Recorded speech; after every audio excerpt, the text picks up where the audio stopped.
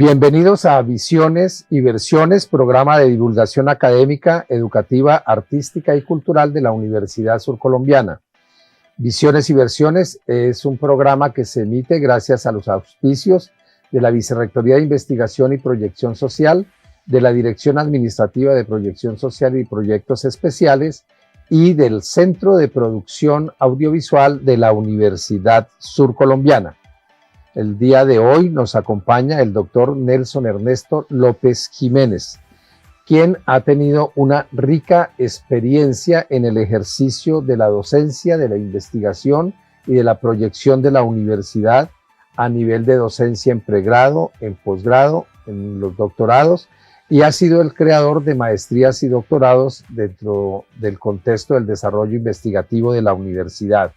Igualmente participa de los proyectos del Centro de Investigaciones y Excelencia en la Educación y del Centro de Investigación en Contextos Educativos del país.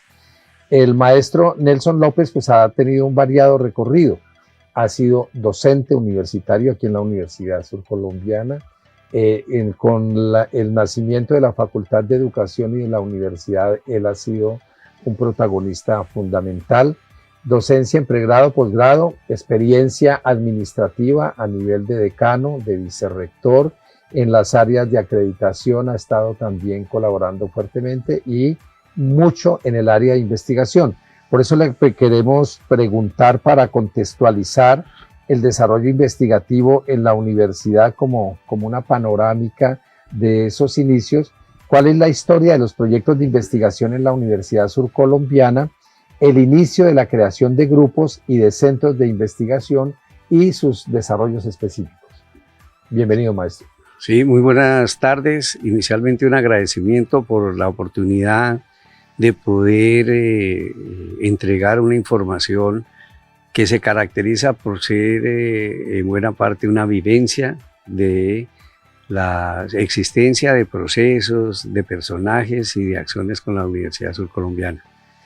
De cara a la pregunta es ¿cuál ha sido el inicio de la investigación en la Universidad Surcolombiana? Nos remite a hablar de que la Universidad Surcolombiana nace como ITUSCO. ITUSCO, pues obviamente era una institución tecnológica que desarrollaba programas que de una u otra manera intentaban posicionarse como educación superior. Entonces podríamos decir que en el comienzo la investigación en ITUSCO, que después da su paso a la Universidad Surcolombiana, fue un proceso bastante débil, poco significativo. En un libro que el Grupo PACA publicó, que es la genealogía de la investigación en la Facultad de Educación, planteamos 4 fases que ha tenido el desarrollo de la investigación. Y una primera fase, que creo responde a tu pregunta, hace alusión a que en más de una ocasión se hablaba de investigación, pero no se hacía. Y no se hacía no porque no se quisiera, sino porque no había la experiencia, no había el interés y no había el ímpetu para comenzar a posicionarla. Estoy hablando de la década del 70. Posteriormente viene todo un proceso en donde algunos de nosotros tuvimos la oportunidad de realizar estudios de formación avanzada, maestrías fundamentalmente. Y la investigación comienza a apoyarse en la Universidad Surcolombiana en la medida que se financiaban parte de los trabajos de investigación pedidos en estas maestrías que cursábamos algunos. Y comienza a desarrollarse todo un trabajo alrededor de ese requisito de grado para obtener el título de magíster, pero que sirvió fundamentalmente para poder ir creando unidades y desarrollos en la Universidad Surcolombiana. Una tesis que se hizo en el 80 hablaba sobre el área de fundamentación pedagógica y docente y el área de investigación en la facultad, que dio origen al Departamento de Psicopedagogía, pero también a la creación de uno de los primeros vestigios de investigación que se daba en la Surcolombiana, que fue el CESCO, Centro de Estudios Surcolombianos. En él participaron varios colegas y se planteaba la necesidad de realizar una discusión en torno a la investigación y qué papel jugaba en la formación de los profesionales que tenía la universidad.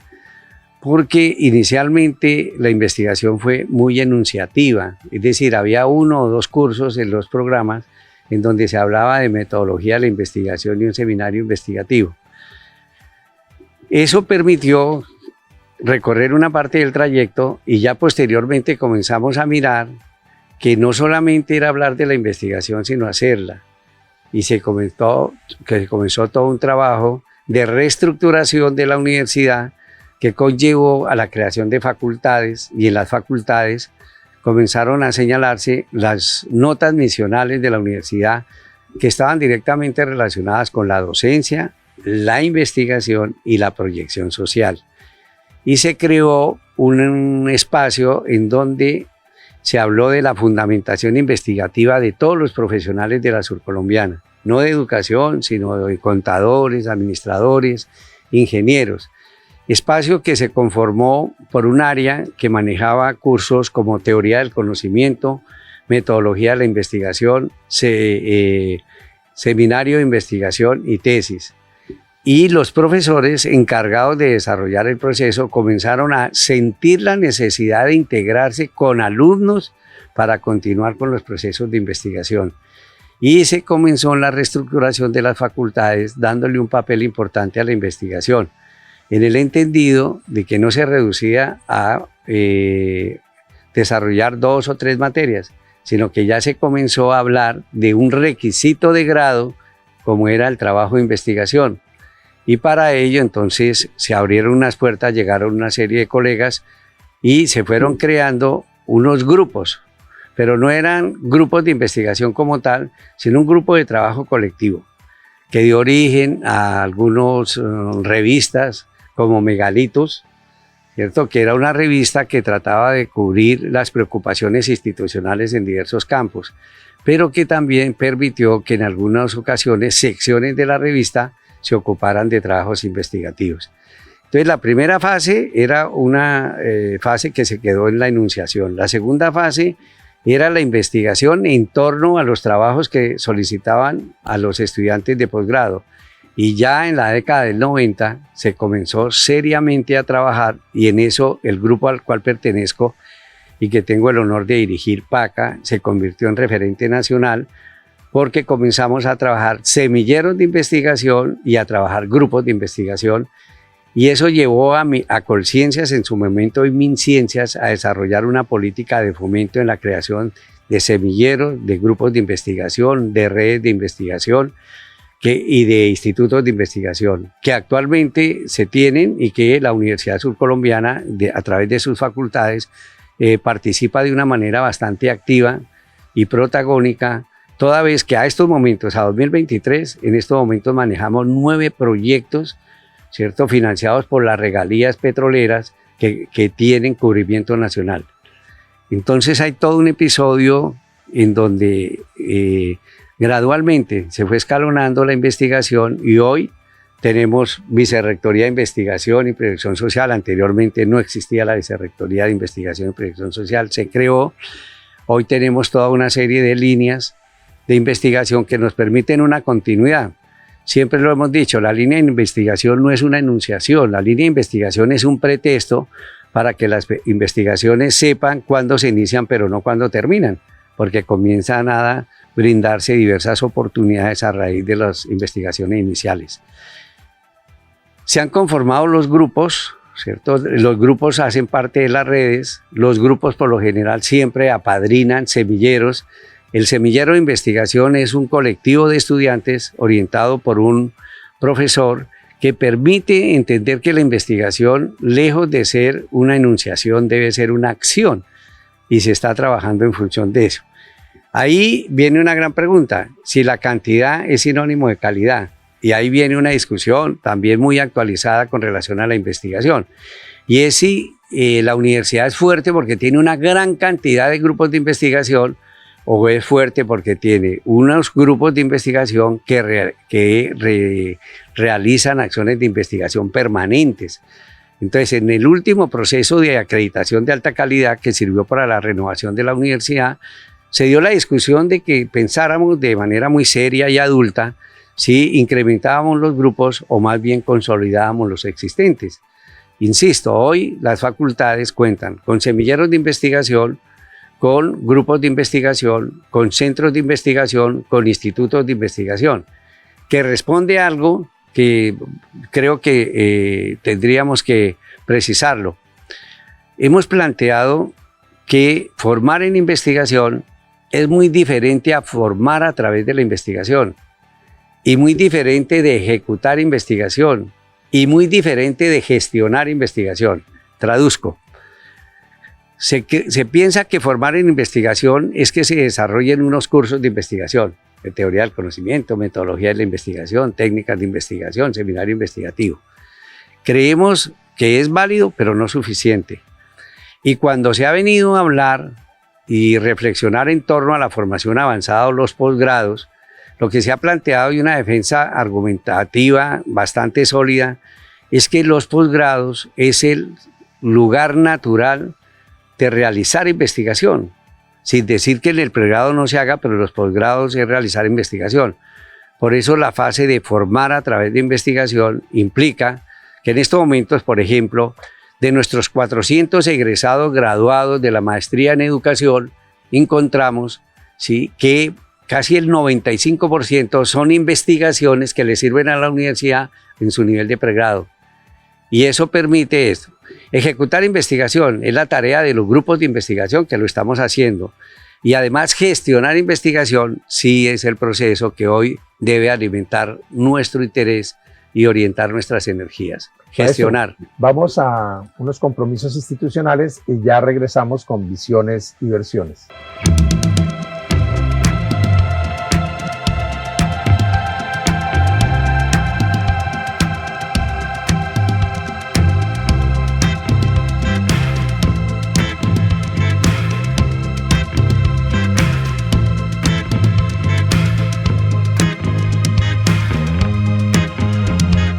Gracias por continuar con nosotros en Visiones y Versiones, programa de divulgación académica, educativa, artística y cultural de la Universidad Surcolombiana. Hoy contamos con la grata compañía del doctor Nelson Ernesto López Jiménez. Doctor López, ¿qué procesos se dieron para la creación de la maestría en educación, entre otras cosas, que tiene una serie de áreas de profundización que son muy ricas y muy necesarias y pertinentes, que tienen que ver con diseño, gestión y evaluación curricular, educación y gestión educativa, docencia e investigación universitaria, porque esto implica también a nivel académico y a nivel de grupos académicos hacer un trabajo colaborativo, pero también interdisciplinar? ¿Cómo fue el origen de esa maestría? Sí, es muy pertinente la pregunta cuando estamos hablando de la historia de la investigación en la Universidad Surcolombiana, porque en la década del 90 comenzamos ya la necesidad de entender que la universidad tiene un carácter nacional. La Surcolombiana es un establecimiento público del orden nacional, no es departamental y mucho menos municipal. Y la pregunta de que si era una institución nacional, ¿qué estaba haciendo con relación a desarrollos nacionales? Entonces, como algunos hemos tenido la oportunidad de ser profesores visitantes e invitados en la Universidad del Valle, en la Universidad de Antioquia, en la Universidad Nacional, en la Universidad Pedagógica, pues nos dimos a la tarea de mirar con detalle cómo estaban desarrollando esos procesos. Y los procesos comenzaron a buscar, digamos, una ampliación de frontera, y ya no era el pregrado, sino eran los posgrados. Y esos posgrados comenzaron a ser detectados a partir de un trabajo que también el grupo ha sido pionero, que es el de modificar las estructuras curriculares para, en lugar de materias y asignaturas, creáramos núcleos temáticos y problemáticos como una estrategia curricular que uniera una serie de problemas con una serie de conocimientos y saberes. Y nos dimos a la tarea de crear la primera maestría propia de la universidad, porque anteriormente habían convenios, hubo un convenio con la Universidad del Valle, hubo un convenio con el AEAN, hubo un convenio con CINDE, pero pues esos convenios en muchas ocasiones, de una u otra manera, la titularidad la llevan los que son instituciones, ¿cierto?, referenciadas como titulares de esos convenios. Entonces comenzamos a trabajar desde la perspectiva de mirar la normatividad que nos daba dos opciones: maestrías de profundización o maestrías de investigación. Nosotros como grupo de investigación teníamos todas las opciones para crear una maestría de investigación, pero el comité pensaba de que como estábamos siendo pioneros, ¿por qué cerrarnos? Y por eso trabajamos estratégicamente la profundización. Y la maestría hoy tiene 3 profundizaciones, tú las señalabas anteriormente. Una es evaluación y gestión educativa, la otra es docencia e investigación universitaria, la otra es diseño, ¿sí?, desarrollo y evaluación curricular, que nos permite una pluralidad, y hoy nuestros cerca de 400 egresados graduados de magíster tenemos médicos, ingenieros, abogados, psicólogos, trabajadores sociales, administradores de empresa, etcétera, y además, desde luego, profesionales de la educación.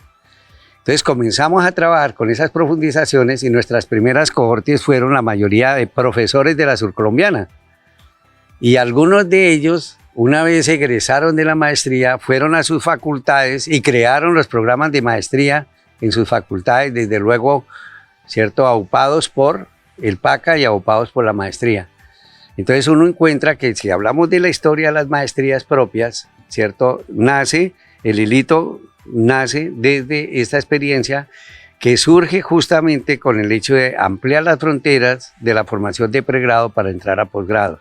Igual sucede con los doctorados, ¿cierto? Sí, el doctorado en educación y gestión ambiental, quería preguntarle que, bueno, es un doctorado que permite la solución de continuidad de estudios de quienes han pasado por la maestría en educación, en primer lugar.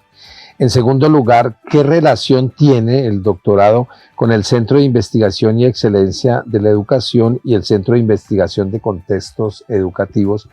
Y además, ¿cuál es la relación con esa herramienta fundamental de divulgación del conocimiento que es PACA?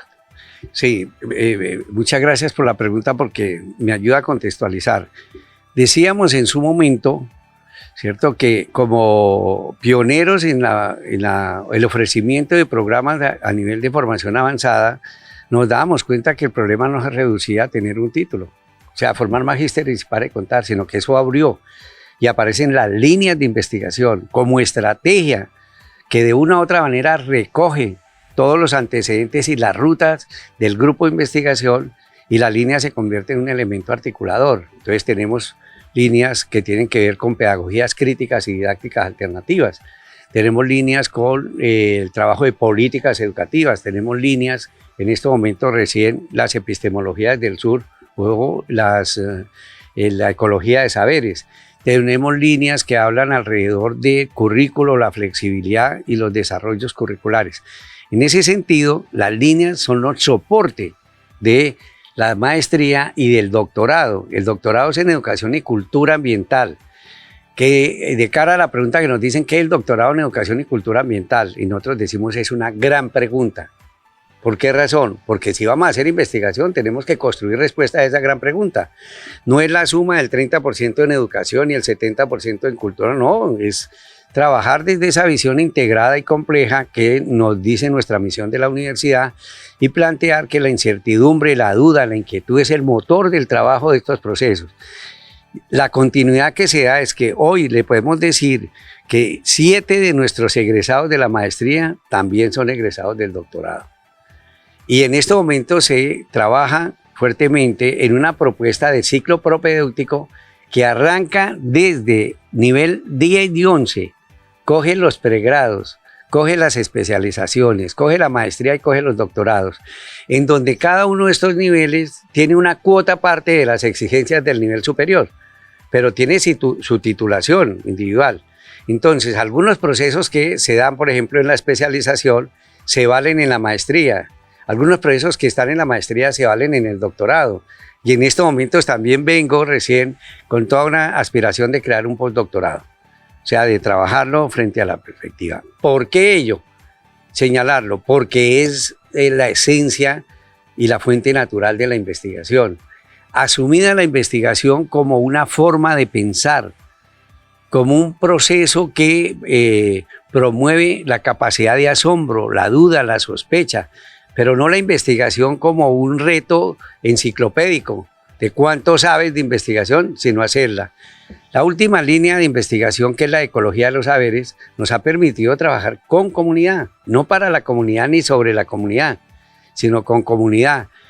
Se ha replanteado muchas de las acciones que tenían una fuerte signo académico, y eso ha permitido divulgarlo. ¿Y cómo divulgarlo? A través de la revista PACA, que es el órgano de divulgación científico, en donde hay una sección que no es negociable, y es una sección donde los trabajos de nuestros estudiantes de maestría y de doctorado tienen la posibilidad de contar con visibilidad.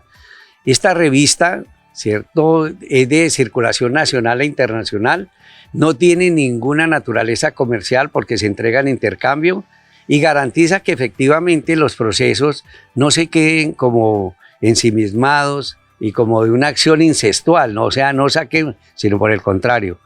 Y esto nos ha permitido contar con colaboraciones de investigadores muy reconocidos a nivel nacional e internacional, que si sumamos, entonces encontramos, está el programa, están las líneas de investigación, está el órgano de difusión de los conocimientos, y hay algo fundamental, y es que también hemos considerado como esencial no encerrarnos ni enclaustrarnos en el hecho de titular, sino entrar a mirar la necesidad de que se expandan las líneas de investigación. Y lo digo sin ningún rubor y sin ningún ánimo, simplemente sino de recoger la historia.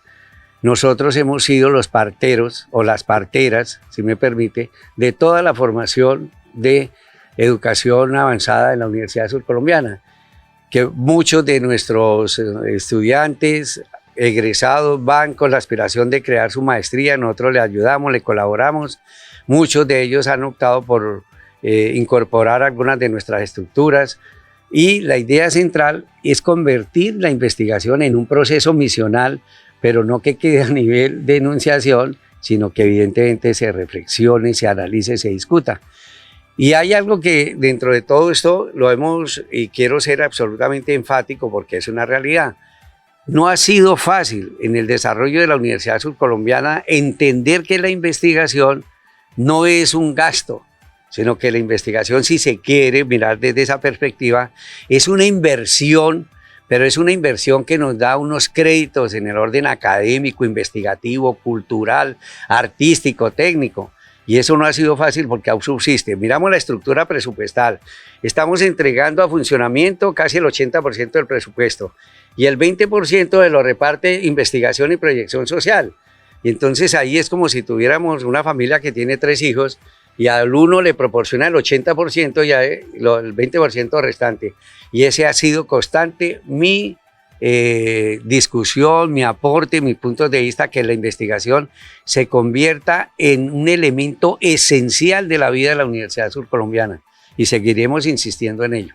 Bueno, maestro, nos quedan muchos temas por tratar, por ejemplo, como el papel del Centro de Investigación y Excelencia en la Educación, el Centro de Investigación de Contextos Educativos, e indiscutiblemente lo que vendrá de renovación, por ejemplo, en los énfasis de la maestría en educación. Le agradecemos mucho su presencia en Visiones y Versiones. Muy grato contar con usted aquí para que la sociedad y la comunidad educativa pueda conocer sobre los procesos de investigación de la universidad. Gracias por acompañarnos. Muchas gracias, Horizon, y sabe que siempre estaremos muy atentos a responder a tu llamado y agradecer de una manera muy sincera y muy grata estas oportunidades que nos permiten de una u otra manera compartir desarrollos, y no hacer apología de lo hecho, sino compartir desarrollos porque vienen generaciones que tienen que tomar, ¿cierto?, el testimonio y continuar con eso. Muy amable. Muchas gracias a ustedes por estar con nosotros. Hasta el próximo programa.